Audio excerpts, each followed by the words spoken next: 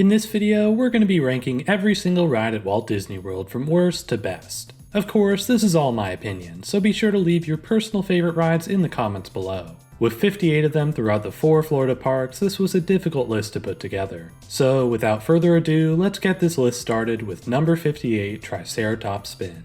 I know placing a ride like this all the way at the bottom may seem a bit silly. However, I truly think this ride is deserving of this bottom spot.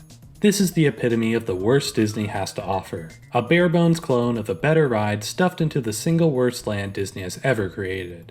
Dinoland USA has been falling apart for a while now, and will likely be replaced with a Moana-themed land in the near future. Regardless, the few remnants of this land that live on stand as a reminder of what this land could have been and what it ended up being. Just a cheap parking lot fairground with nothing left to offer. Number 57, Lightning McQueen's Racing Academy. I'll be honest, I didn't even know this existed until recently. Lightning McQueen's Racing Academy is a short kids show featuring characters from the Cars franchise, more specifically the first and third movie. Most of the show takes place on a large screen, with the exception of the Lightning McQueen animatronic in the center. While it's pretty neat to look at, it doesn't distract from what is otherwise a pretty boring show. Don't get me wrong, it's perfectly harmless, and probably entertaining enough for the kids. Compared to other attractions at the resort though, including those for kids, this one just doesn't do much of anything to impress. Even if you're just looking for a show that lets you kick back a bit, there's so many better options at Hollywood Studios alone. Taking all that into consideration, this show has to place pretty low on this list. Also, before we move on, I just want to clarify that I'll only be discussing the pre-recorded shows at Walt Disney World. I'll be skipping live shows like Fantasmic, basic video shows like Awesome Planet, and improv shows like Monsters Inc. Laugh Floor. The rest, however, are completely fair game. That said, let's move on to our next attraction. Number 56, the Magic Carpets of Aladdin. This, like Triceratops Spin, is yet another clone of Dumbo, which means there's not a whole lot to say regarding the ride experience. The reason it stands above that ride is the theming surrounding it, which makes it slightly more enjoyable to hop on overall. Still though, there's no real reason for this ride to exist, and with how badly it blocks the paths in Adventureland, I kind of wish Disney would just remove it. That's never going to happen, but I can dream. Number 55, Prince Charming Regal Carousel. Despite being a park classic, this is yet another attraction I rarely go on because of how basic it is. It does make sense to give a theme park this big a carousel, and while it is nice to look at, it should also be self-explanatory why it's so low on this list. Number 54, Alien Swirling Saucers. Located in the center of Toy Story Land, Alien Swirling Saucers is a flat ride that's unlike anything else found in the resort. I mean, it isn't too different. In the end, it's just another type of spinning flat ride. However, at the very least, it's not another clone of Dumbo or the Mad Tea Party. Its unique ride system paired with its colorful theming makes it one of the better flat rides in Walt Disney World.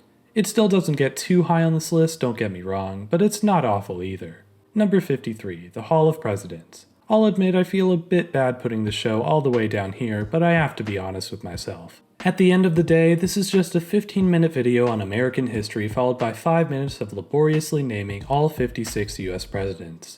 If it weren't for a far superior America-based show coming later on this list, maybe I would appreciate this attraction a little more. However, apart from all the animatronics, this show doesn't have a whole lot going for it. Number 52, Mission Space Green Mission. Mission Space is a ride that consists of 2 different missions, the Green Mission and the Orange Mission. That was a lot of missions. Anyways, as the Orange Mission is pretty much a completely different ride, I'll be splitting this attraction into its 2 halves for the sake of this video. The first and less intense of those 2 halves is the Green Mission, which I found to be a perfectly decent little simulator. The visuals are alright, although the frame rate feels weirdly choppy at times. I also appreciated the added interactivity, although it isn't nearly as exciting as its orange counterpart. Unfortunately, I feel as though making this ride less intense kind of ruins the whole purpose of it. I don't want to spoil my thoughts on Orange Mission too much, but the G-forces pulled on that ride make it truly feel like a trip to outer space. Here, it just feels like you're stuck in a claustrophobic box that moves up and down a little bit. I understand its purpose considering just how intense the Orange Mission is, but I also can't justify putting this ride any higher up on my rankings. Number 51, Dumbo the Flying Elephant.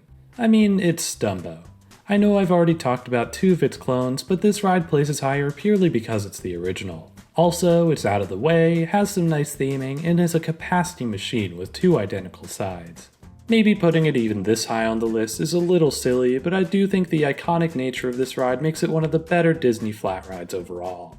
Number 50, Tomorrowland Speedway. When I was a kid, this seemed so much more exciting than it actually is. Having these cars go so slow and be restrained to a railing makes it much less exciting than a traditional go-kart track. However, for a kid who's too young to realize those things, I just know this ride is a great time. Personally, I can't say I enjoy it, but I understand its appeal for the younger guests. Number 49, Journey into Imagination with Figment. Okay, I know there's some huge Figment fans out there, but I think the majority of people would agree that this ride needs some major work done. I've heard good things about the previous iterations of this ride, but unfortunately I've never experienced any of them myself. Nowadays, this ride is more annoying than charming. Despite some unique theming near the end, nearly everything else about this ride just doesn't hold up. That's especially clear when you exit, with a play area that seems right out of the 2000s. In the future, I hope Disney does more with Figment than just another popcorn bucket. However, as time goes on, that reality seems less and less likely. Number 48, Kali River Rapids. The more I think about this ride, the worse it gets. Despite having a great drop near the middle, everything else about this ride is incredibly mediocre. It's weirdly short, with barely anything happening before or after that aforementioned drop. The titular rapids don't get you wet or offer any thrill, which leads to a ride that's more boring than fun. Even the theming is vapid, not even coming close to what should be expected for a Disney park. Especially compared to Popeyes and Islands of Adventure, this ride is honestly just bad. I think it had a lot of potential, but in its current state, it has to be one of the most bland and disappointing rides found at Walt Disney World. The drop is the only thing saving it from an even lower spot on this list. Number 47, Astro Orbiter. This is the fourth and final Dumbo clone on this list, and for me, it is by far the best. Getting that elevated look above Tomorrowland is such a unique experience, and the ride itself has a really cool aesthetic to it. Beyond that, it's exactly what you'd expect from a Dumbo clone, but I still really appreciate its more unique aspects. Number 46, the Barnstormer. It's very likely that this was the first roller coaster I had ever ridden. For that, I'm forever grateful to this ride for introducing me to a whole new world of insane and intense experiences. Having gone on more thrilling rides since then, though, this ride doesn't have too much to offer. In terms of thrill, it's a coaster aimed at young kids, so there's only so much you can expect there. However, even in terms of theming, it just feels a little light. Maybe it's just nostalgia talking, but I prefer the old Toontown theming where you literally storm through a barn. Either way though, the Barnstormer doesn't have much to offer as either a roller coaster or a themed attraction. As a kid's first coaster, it's a solid ride, but nowadays it's one I rarely revisit. Number 45, Mad Tea Party. After thinking about it a bit, I believe the Mad Tea Party may just be the best flat ride at Walt Disney World. The ability to spin your own teacup allows the ride to be as basic or as intense as you want it to be. The theming is also pretty solid, with a look inspired by the style of Alice in Wonderland. It's not a masterpiece or anything, but it's still a pretty great flat ride that I'm glad is at the parks. Number 44, It's Tough to Be a Bug. This show used to freak me out as a kid. As soon as the villain Hopper appears, things start to get straight up scary. Bug spray, spiders, and some unique 4D effects all combine to create this very odd yet interesting experience. Even so, I feel like this show has some weaknesses that left me a little disappointed. This show relies so much on its gimmicks that it forgets it has to be a good show too. The effects themselves range from good to straight up broken, which makes the weaker parts of the show stand out even more. Just as an example, on my most recent visit, the Flick animatronic was in a really rough state, and the Hopper animatronic was completely down. That made the second half of the show incredibly awkward, as Flick just stared into nothing and talked to a disembodied voice. An easy fix would be to add a backup mode like Rise of the Resistance, and have Hopper appear on screen instead. That and a few more updates could have pushed the show a little higher on the list. Even so, the core of the show itself just doesn't really click with me, which leaves it in a bit of a rough spot overall. The queue is pretty cool, as well as the theming and effects, but otherwise it's mostly meh. Number 43, Country Bear Jamboree. I know for many people this show freaks them out, and honestly I kind of get it. Generally, this is an attraction I try to avoid when visiting the Magic Kingdom. However, whenever I do check out the show, I'm always more entertained than I'd expect. There's a lot of cool animatronics here, and it has a really fun energy once you get into it. Still, I can't deny the character designs are a bit creepy, and I understand why many people can't get behind this one at all. Kind of fun, but not great either. Number 42, The American Adventure. In my opinion, this is a much better America-focused show than the Hall of Presidents is. There's just a lot more going on, with plenty of animatronics and practical set pieces. It's still mostly screen-based and not something I'd do every visit to EPCOT, but it's certainly one of the more interesting shows found at Walt Disney World. Number 41, The Seas with Nemo and Friends. As a ride, Nemo and Friends is just okay. With this building being an aquarium and all, I suspect there wasn't a ton of room to build a full-on dark ride. Instead, this is more of a small attraction meant to push guests into the full exhibit. Again, the ride itself is just okay, but I want to commend the queue really quick for being much cooler than I remember. The way the lighting emulates being under the sea is incredibly well done. Unfortunately, everything else seems way too short and simple for a Disney ride. Number 40, Frozen Ever After. This has a very similar problem to Nemo, in that the ride they fit into this area is just way too small. That's mainly due to it being a re-theme of Maelstrom, which in my opinion used this area of land much better. Just as an example, the old ride used to have the boat peer out from a waterfall outside, which was entirely removed in this version of the ride. Right after that is the drop, which is still present in Frozen Ever After but feels completely unearned in terms of the ride's story. Like, there's no real reason why we drop down, it just kind of happens. The drop is still fun, and the theming is pretty good, but I can't help but feel like there will be better iterations of this ride at other Disney parks in the future. We've already seen the far superior Elsa animatronic coming soon to Hong Kong Disneyland, and the fact that Tokyo Disney Sea's ride building seems to be much bigger suggests that EPCOT's version was merely a prototype for a better ride elsewhere. It's still a perfectly fine ride, but to me, it feels like a good ride got shoved into a smaller space than it actually needed.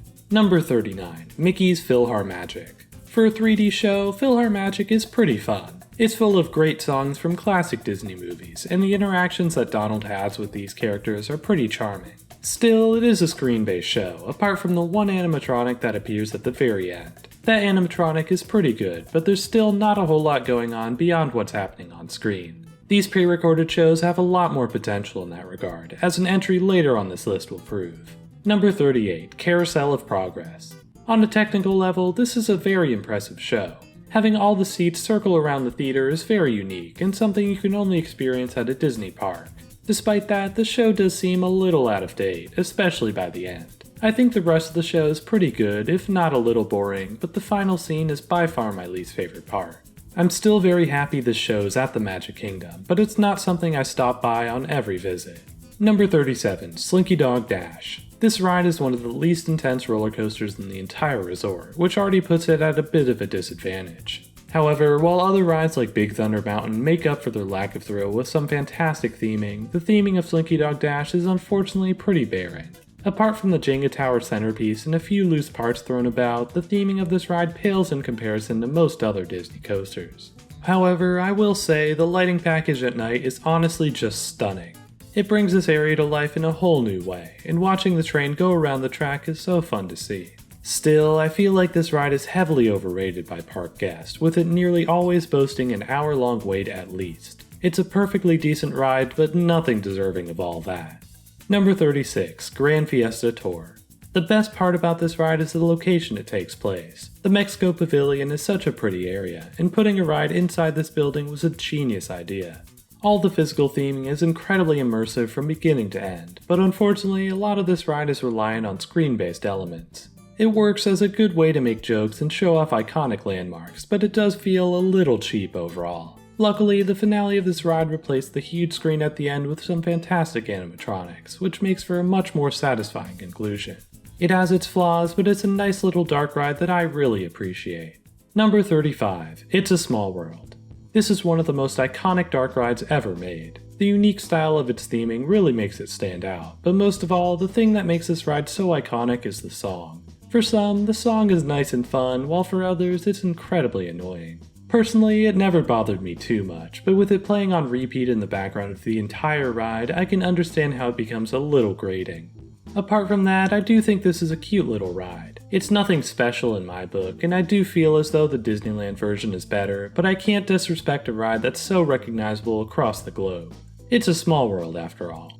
Number 34, Buzz Lightyear's Space Ranger Spin. For as fun as these shooting dark rides can be, I have to admit I kind of suck at them. The small targets combined with the low visibility of the laser can make it a bit tricky to perfect. Still, I know a ton of people who have mastered this ride, even if I'm not one of them, so I won't say it impacts the quality too much. What does impact the quality is a somewhat out-of-date theming on this ride. Despite being just about 25 years old, this feels like one of the older and less capable attractions in the park. It still has its charm, and the interactivity does a lot to boost it in the rankings, but it does feel like a bit of a letdown overall.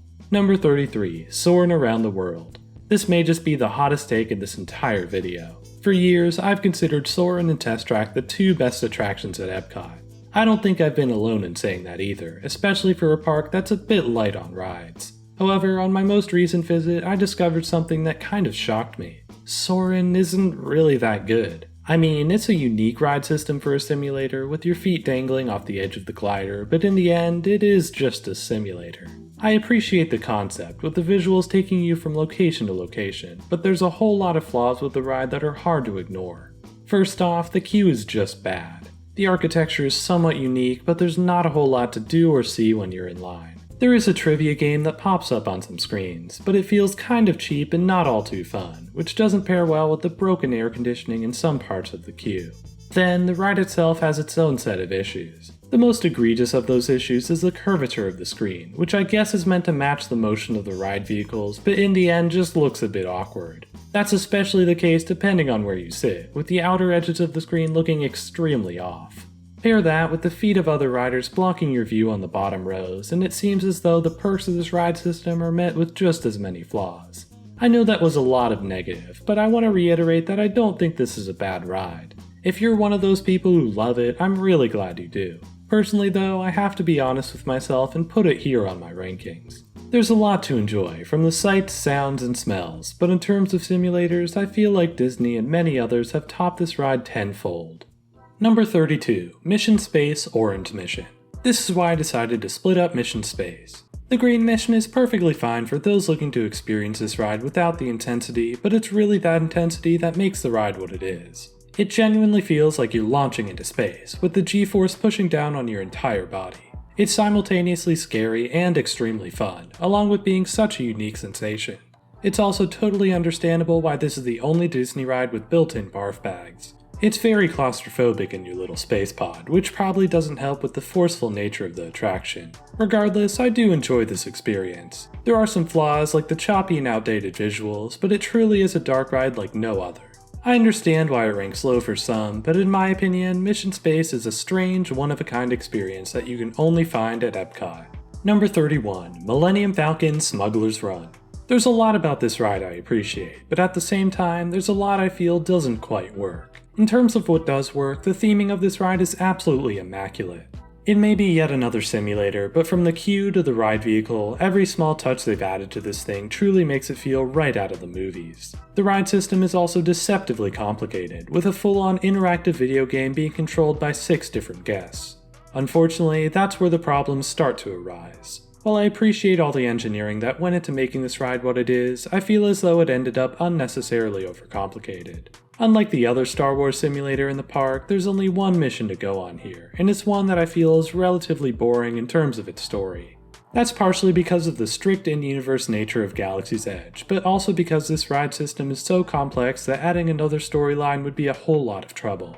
Apart from that, while the pirate role leads to a lot of interactivity, the other 2 roles are straight up boring. Next to nothing happens beyond pressing buttons, and it barely feels like you're affecting anything whatsoever. For that reason, this is a ride I rarely go on by myself. With a group, it's a perfectly fun time, but only really once or twice. Beyond that, the re-rideability isn't really there, which hurts an otherwise fairly enjoyable ride. Number 30, The Many Adventures of Winnie the Pooh. This is a cute little dark ride that I can't help but enjoy. There's a lot of cool physical theming going on here, and some scenes that I'd consider absolute classics. I can't put it too high with it being a kid's ride and all, but I think it's a solid one. Not one of the best in the park by any means, but one that I stop by every once in a while. Number 29, Navi River Journey. I'm very mixed on this ride. The way it combines physical set pieces and screens is utterly breathtaking, and the smoothness of the animatronic at the end is unreal. Still, while the theming is astounding, the ride experience itself doesn't have a lot going on. It's just very short and simple. With an extra minute and a drop, this very well could have been one of the best dark rides at Walt Disney World. Regardless, even if it didn't reach its full potential, I can't help but admire the immaculate work done on the theming.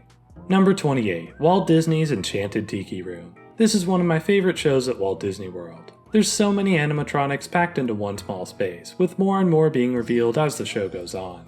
It's incredible how well they're hidden too. Just when you think they're all up and singing, the show will reveal a whole new set of characters in an entirely different area. Still, with how little I actually go and watch this show, I feel like I can't justify putting it much higher than this.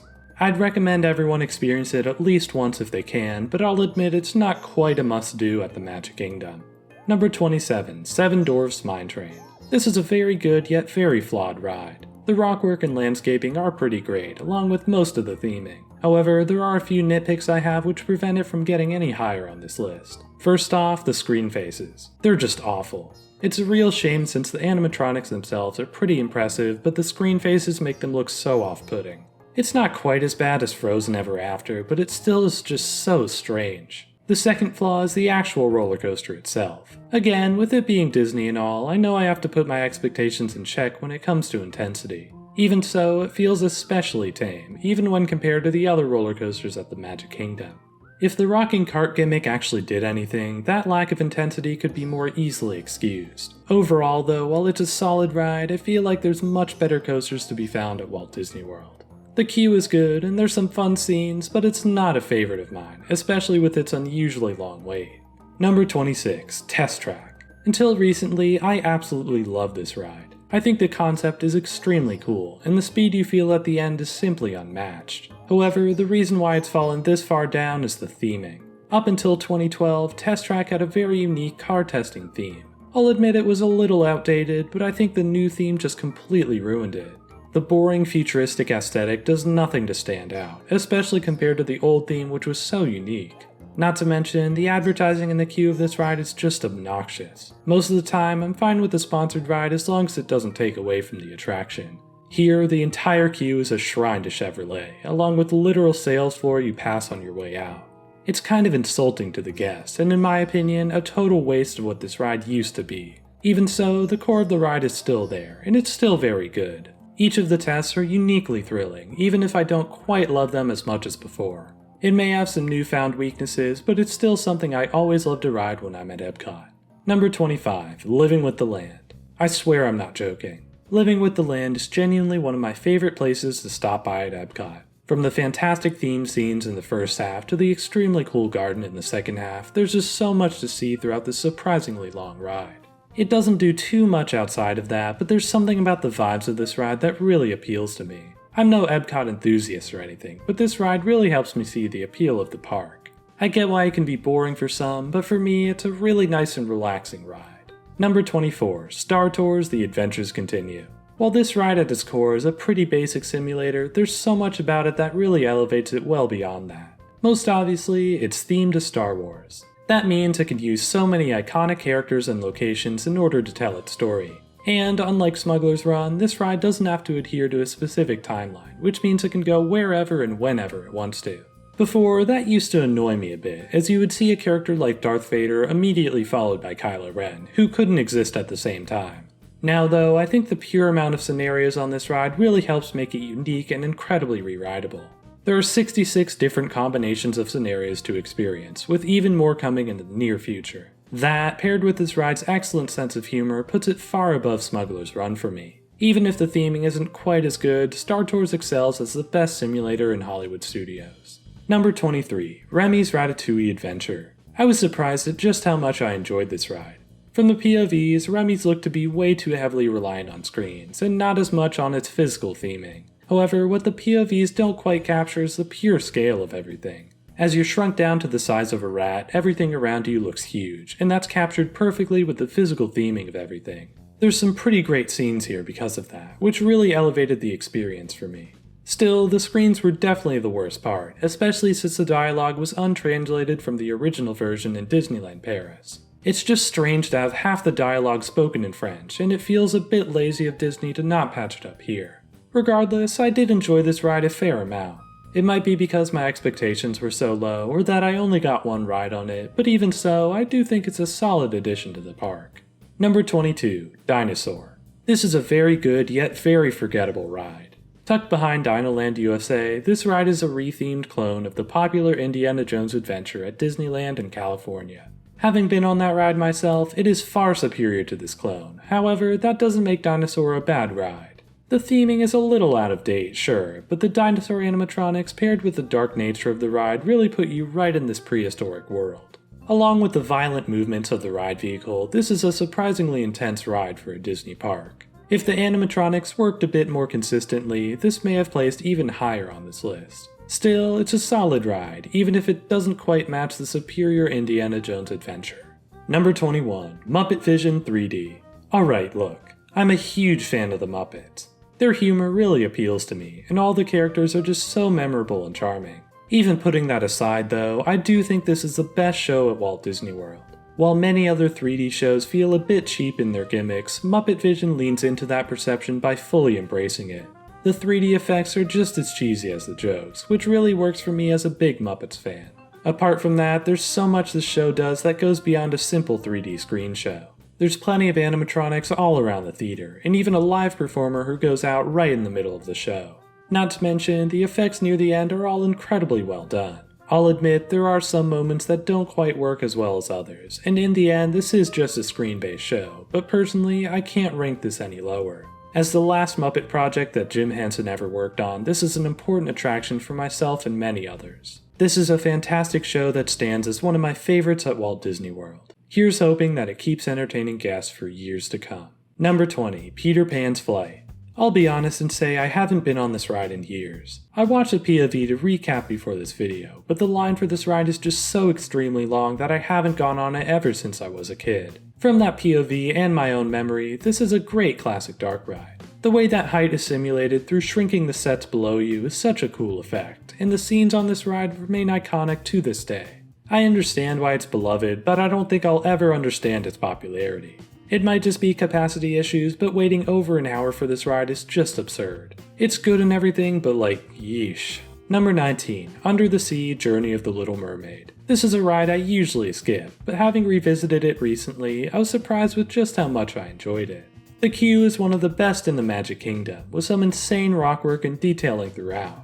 The ride itself is great too, with a ton of animatronics and nice colorful theming. I do think the ride's pacing is a bit of a weak spot, with it rushing through everything on land, but everything else is pretty great. Surprisingly, one of the best dark rides in the Disney parks. Number 18, Rock 'n' Roller Coaster. In terms of theming, I'll admit this ride is a little mediocre. The queue is just alright, and while the neon signs help a bit, theming is not the strong suit of this ride. What is the strong suit though is the thrill. This is easily the most intense roller coaster at Walt Disney World, being the only ride that goes upside down not once but 3 times. Pairing that with a great launch, and the thrill alone elevates this into the top spot. The layout does meander a bit by the end, but I still feel this is a pretty solid ride all around. Number 17, Spaceship Earth. Never in a million years would I have expected putting this above Test Track and Soarin'. However, this ride is just so much better. The theming is astounding, especially considering it's built into the icon of the park. I also think the story is just fascinating, taking you through the history of human communication. Even the weakest part of this ride on your way down has you surrounded by some intriguing and abstract theming that I find to be really engaging. The main thing that doesn't click with me is the whole future creation thing at the end. It can be fun on your first time, but past that, it feels a little weird. All around though, this is a fantastic achievement, and another example of why EPCOT is such a unique and interesting park. Number 16, the Tomorrowland Transit Authority People Mover. This is secretly one of the best rides in the Magic Kingdom. Something about taking this aerial tour of Tomorrowland is so relaxing and enjoyable, with a great view of Space Mountain and even Cinderella Castle. What really does it for me though is going beyond normal guest areas. Heading into the shops and restaurants is cool enough as is, but literally getting to go inside Space Mountain is incredible, especially if you get the chance to see it with the lights on. I think having gone on this ride so many times in my life really made me grow to appreciate it. There's just something about how perfect and intricate it is that really does it for me. I know there's plenty of others who feel this way too, so for all of us, I'm glad to represent it by putting it this high on the list. Hopefully, Disneyland gets their version back in the near future. Probably not though. Number 15, Jungle Cruise. This is another ride I've been on countless times, but unlike the People Mover, I actually feel as though it's made me like it a bit less as time goes on. Don't get me wrong, this is still a fantastic ride. I love the theming throughout the entire attraction, from the dense jungle to the dark and moody temple. That goes for the animatronics as well, which have aged pretty well considering how old this ride is. However, what really sells this ride for me is the cheesiness and sense of humor. The jokes are really lame but simultaneously really great, which makes it a joy to experience every now and again. The reason it's fallen a bit behind in my rankings though is just how repetitive those jokes can get. The skipper does throw in their own stuff from time to time, but for the most part the script remains unchanged. It's still very funny and memorable, but it does make this ride a little less rewritable overall. Like I said though, I still adore this ride, which is why it ranks so highly on this list. It's just one little flaw in an overall great attraction. Number 14, Toy Story Mania. On its face, this ride should be nowhere near the top 15. It's a heavily screen-based attraction with next to no physical theming whatsoever. Even so, I can't help but have a blast on this ride. It's addictively fun, being a score-based shooting dark ride with infinite rewritability. Pulling on that string is so satisfying, especially paired with the colorful visuals and targets throughout. Even though it's screen-based, I honestly much prefer this ride system to the style found on Buzz Lightyear's Space Ranger Spin. While I feel it's a bit hard to aim there, here it's fairly easy to know who you are and what you're shooting at. That makes it extremely rewritable, with a constant urge to beat your score and the score of those in your party. Overall, despite how simple it may be, there's something about this ride that makes it a standout at Walt Disney World. Objectively, it might not be fantastic, but personally, I just love it. Number 13, Mickey and Minnie's Runaway Railway. This is a great dark ride. While I do have a soft spot for the Great Movie ride, especially as a film major, I think this ride overall is just a tiny bit better. The projection mapping is expertly done and makes for an incredibly fun trackless dark ride throughout. There's so many great effects and moments here that truly make it something special. The one major flaw with this ride though is the queue. Being a re-theme of the Great Movie ride, the outside facade and queue remain themed to the iconic Chinese theater, which doesn't work out well for a Mickey and Minnie attraction. Especially compared to the queue over at Disneyland in California, it's not even close. Despite that, this is still a great ride and gives the titular mouse an attraction worthy of his name. Number 12, Splash Mountain. As you may already know, this ride is no longer operating, but my audience decided on a poll that I should include it here anyways. Since it isn't at the park anymore, I don't want to dwell on this ride too much, but I'll quickly give my opinion on it before we move on. Splash Mountain had some fantastic theming and some great drops for a water ride. While I do feel the Universal water rides are more thrilling, there was something about Splash Mountain that really stood out, primarily with the animatronics, rockwork, and music. As time went by though, it felt more and more like this ride needed some serious work done. The rough state of the attraction by the end of its life is what made it fall out of the top 10 for me, along with it not feeling quite as thrilling the older I became. Still, I do think this was a very good ride, and I'm hopeful that whatever Disney does next will be just as good, if not better. Number 11, Tron Lightcycle Run. As the newest attraction at Walt Disney World, there may be a bit of bias putting it this high on the list. However, despite how long it was under construction, Tron surprised me in both good and bad ways. Starting with the exterior, the distinct wavy cover surrounding this attraction is very unique. It leaves space for a huge hub area before you enter the attraction, which is something I can't say I've ever really seen on any other Disney ride. I've heard this area is especially pretty at night, but unfortunately I've only ever seen it during the day. Even so, it's a unique entry point into the futuristic world this ride puts you in. Once you enter the ride building and head into the queue proper, the theming starts to get really good. The pre-show is so cool, timed perfectly to sync with the launch track of the ride itself. Then, after putting your belongings in a locker, you're ready to board the light cycles and get on your way. The room where you board is huge, with a sense of scale rarely seen at the Disney parks. Boarding the ride itself, though, is less magical. The restraints for this ride are incredibly odd, having you lay down on your stomach before having a clamp on your back. It was a little uncomfortable for me, but for others it meant they literally could not board the attraction without getting in a specialized car on the back of the train. I'm glad Disney had the foresight to put these here, but it's still a bummer that these ride vehicles are as uncomfortable and unaccommodating as they are. After that though, the ride itself is a thrill. The standout is obviously that initial launch out of the ride building before heading back to complete the race. While the rest of the ride is still very good, that first part is unmatched by nearly any other coaster at Walt Disney World. By the time you reach the brake run, your heart will still be pumping from that adrenaline rush. To sum it all up, Tron is a fantastic experience with a few minor flaws. With a few tweaks, this could have been the perfect addition to Magic Kingdom. Even so, Tron is a great experience that I'm happy to see finally open. Now just get rid of the virtual queue and we're all good. Number 10, Kilimanjaro Safaris. On the surface, Kilimanjaro Safaris is a fairly simple drive-through zoo, showcasing a wide variety of different animals. However, I think that's a huge part of the draw when it comes to this attraction. Every time you ride, you might see something completely different. Not only that, but I think the theming of this attraction is hugely understated. Despite it obviously being a safe experience for both the guests and the animals, it's incredible how seamless the barriers are between them. It's expertly crafted to make it seem as open and natural as possible, which I think no other park can do quite as well as Animal Kingdom. Six Flags Great Adventure had a similar experience to this, and while it was still very cool, it doesn't quite match what Disney was able to do here. Considering the space and money required for a project like this, it's incredible that it was even made in the first place. Regardless, Kilimanjaro Safaris is a great attraction that's a must-do in Animal Kingdom. Number 9. Haunted Mansion. Many would argue that this is Disney's magnum opus, and I can't say I fully disagree. The Haunted Mansion is simply unmatched in terms of its spooky atmosphere. With the single most iconic pre-show at any Disney park, this ride starts off strong by putting guests right into this strange and surreal mansion. From there, the ride is filled with some great effects and plenty of animatronics, all of which really add to the atmosphere of the ride. Compared to the other attractions that use the Omni-Mover ride system, I do think this one is easily the best. However, that ride system has some flaws that I feel takes away a bit from the ride experience. Since some guests need an extra bit of help to get on and off their ride vehicle, it's not uncommon for the entire system to come to a stop to give them time to get on.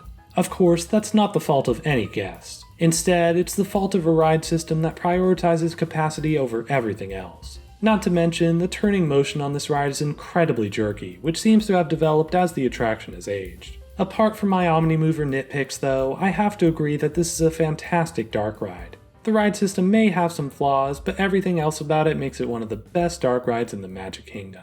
Number 8. Expedition Everest. Located all the way in the back of Animal Kingdom, Expedition Everest is widely regarded by most as the best roller coaster Disney has ever made. I don't quite share that same opinion, as you'll soon see, but there's obviously a reason it ranks so highly on this list. The rockwork and scale of this ride is simply extraordinary. As long as there's no train on the bridge, the mountain looks staggering, which makes the expedition itself that much more exciting.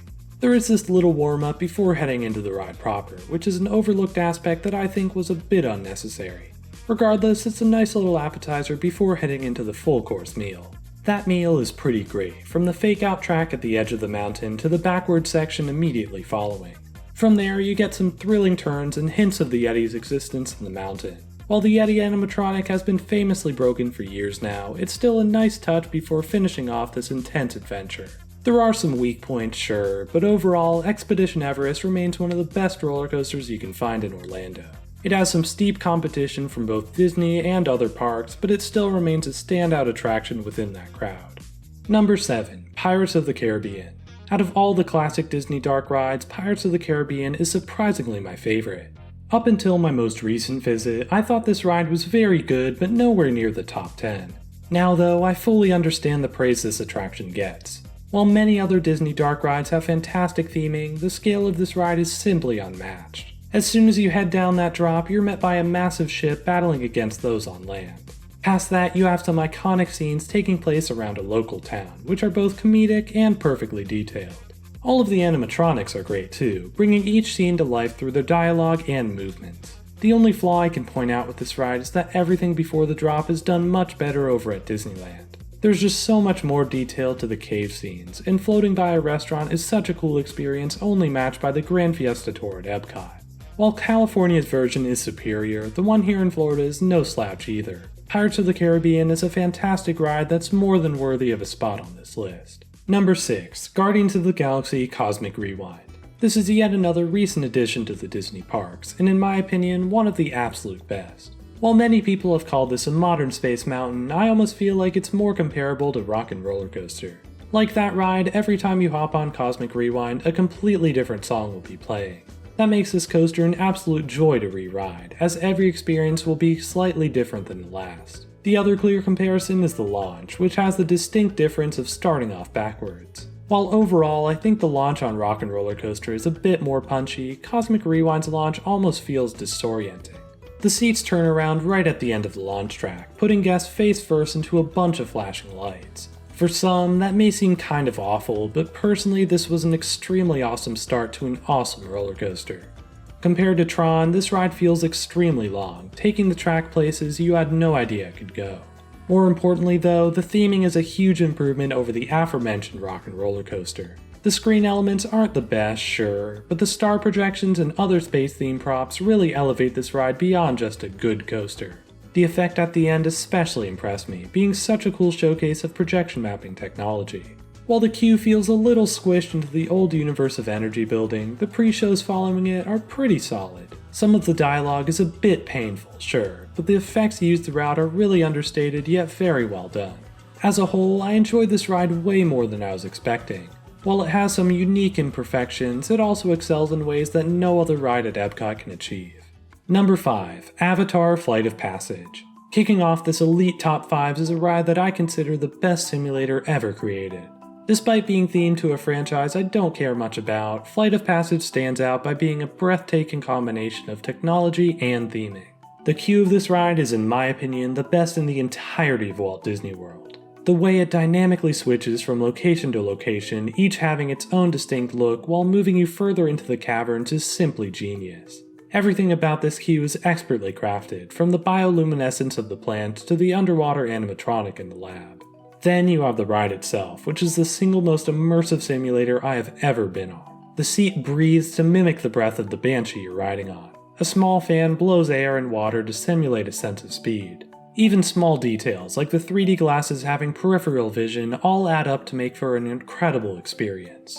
The only thing I can think to complain about is the somewhat boring pre-show, but even that I can understand. Altogether, Flight of Passage is an astounding achievement and one of the best rides Disney has ever made. Number 4. Big Thunder Mountain Railroad. For a long time, I considered this to be my favorite roller coaster in all of Walt Disney World. Everything about this ride is just great. In terms of theming, this is up there as one of the best themed coasters in the world. The rockwork is so intricate, and the little details scattered throughout really add a lot to the experience. Not only that, but this is a surprisingly fun coaster too. It's not quite as intense as Cosmic Rewind or Expedition Everest, but I feel as though the balance between theming and thrill is even better here than on those two rides. Apart from that, the queue is pretty solid, the indoor section is a nice introduction to the ride, and the rickety lift up the third hill is a unique element that adds even more to an already fantastic ride. Overall, while it's no longer my favorite Disney coaster, it remains one of my favorite rides in the entire resort without question. Number 3. Star Wars Rise of the Resistance. This ride seems unreal. From beginning to end, everything about Rise of the Resistance is just staggering. The seemingly endless pre-shows, the pure scale of the ship you board, the non-stop action of the ride itself, it's undeniably an incredible achievement. The ride starts out with the first pre-show on Batuu, where you're instructed to board a transport ship on your way to another planet. The following pre-show has guests packed onto this transport ship, which itself has its own little ride system that simulates motion throughout. Eventually, you're captured by a Star Destroyer and led down a hallway into an interrogation room. That's where the third pre-show takes place, where guests find themselves face to face with the villain Kylo Ren. After that, you go through a secret door and into the ride proper, which uses a trackless ride vehicle to keep the ride both dynamic and engaging.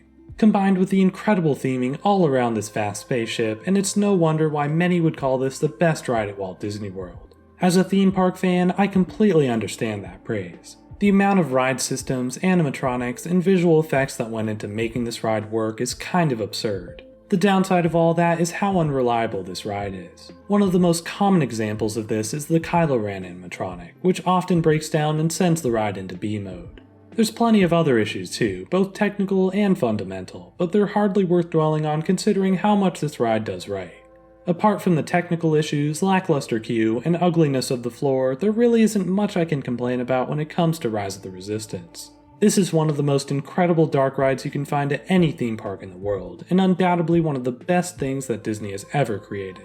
Number 2. Space Mountain. Between this and Big Thunder Mountain, I had a tough time picking my favorite ride in the Magic Kingdom.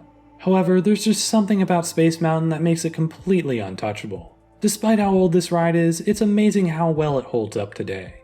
The queue and ride itself flawlessly immerse you in the dark void of space, while also having a certain aesthetic that differentiates itself from the more modern idea of what the future may look like. Even just as a roller coaster, it's surprisingly thrilling. Sure, the track is a bit janky, but for me, the jank is part of what makes this ride so much fun. Despite its lackluster stats, the ride itself is great, with guests soaring through the stars in their own little spaceships. Honestly, I can't even think of a flaw with this ride. From beginning to end, it's such a perfectly crafted experience that still stands the test of time today. Not only is it the best ride in the Magic Kingdom, but it may just be the most iconic ride ever made. Number 1. The Twilight Zone Tower of Terror. This is the best ride in all of Walt Disney World. Tower of Terror is the perfect combination of theming, thrill, and re-rideability, all culminating in an experience that is unmatched nearly anywhere else. From the eerie queue leading you deeper inside the hotel, to the iconic pre-show with plenty of memorable lines, everything before the ride begins is astounding in its own right. Every inch of the hotel is immaculately themed, giving off an unsettling feeling to any guest who's stepped through its doors. Beyond that, you have the ride itself, which is filled with so many fantastic and innovative effects that keep guests on their toes the whole way through. The first scene as you're ascending the lift is such a strange yet creepy start, and everything after that continues to emulate that unique vibe. There's an extremely cool scene that's only present in this version of the ride, where the elevator moves through a room in a way you never expect to see. Then you get the drop tower itself, which is easily the best that's ever been created. The drops are incredibly thrilling yet completely randomized, occasionally giving you a peek down at the park below you. The sequence is very long too, with the randomized aspect giving plenty of reason for guests to hop on again and again. Overall, considering everything this ride excels at, I have to give it the honor of being the single best ride at Walt Disney World. It's a flawless experience from beginning to end, and one that I can't wait to get back on whenever I next visit the Disney parks. If you made it to the end of this video, thanks so much for joining me on this journey. This video took months to make, so if you enjoyed it, please be sure to support the channel by leaving a like and subscribing for more. Again, thank you so much for watching, and I'll see you all next time.